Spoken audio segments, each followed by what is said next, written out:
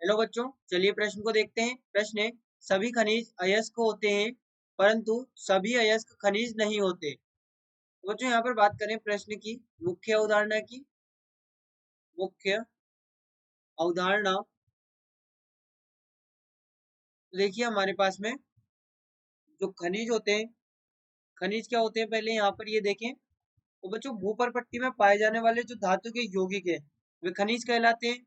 हम कह सकते हैं भूपर पट्टी में पाए जाने वाले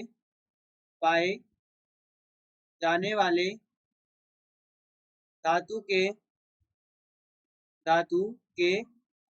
यौगिक खनिज कहलाते हैं।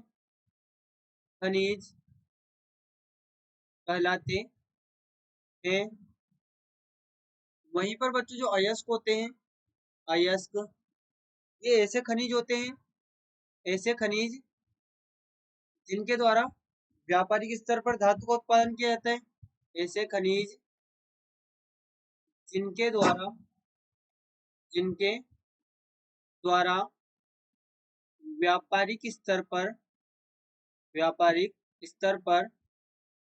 धातु का उत्पादन किया जाता है, ये यहाँ पर अयस्क कहलाते हैं। तो देखिए बच्चों, हमसे कहा है कि अयस्क ऐसे खनिज है जिनके द्वारा व्यापारिक स्तर पर धातु का उत्पादन किया जा रहा है, यानी कि हम कह सकते हैं अयस्क एक प्रकार का खनिज है। यहाँ पर जो अयस्क है, ये हमारे पास में अयस्क है।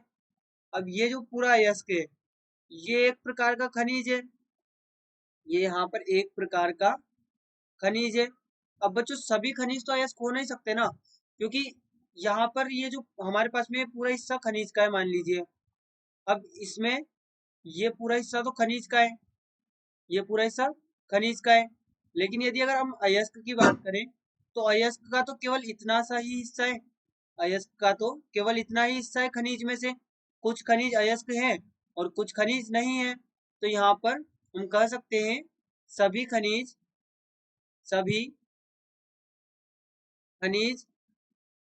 अयस्क हैं, सभी खनिज अयस्क हैं। लेकिन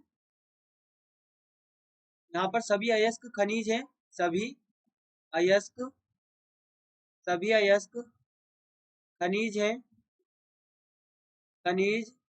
हैं, लेकिन सभी खनिज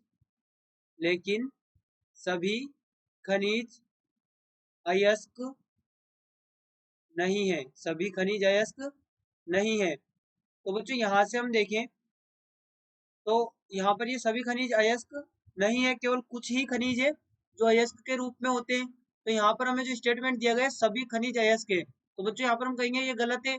वहीं पर हम यहाँ पे हमें दिया गया सभी अयस्क खनिज नहीं होते, तो बच्चों ये भी गलत है क्योंकि सभी अयस्क खनिज होते हैं। तो यहाँ से हम कह सकते हैं कि दिया गया जो स्टेटमेंट है हमें ये यहाँ पर गलत है, और सही स्टेटमेंट यहाँ पर है सभी अयस्क खनिज होते हैं लेकिन सभी खनिज अयस्क नहीं होते। ये हमारा सही स्टेटमेंट है, और यहाँ पर दिया गया स्टेटमेंट हमारे पास में ये गलत स्टेटमेंट है। तो बच्चों आशा करते हैं आपको प्रश्न समझ आया होगा। धन्यवाद।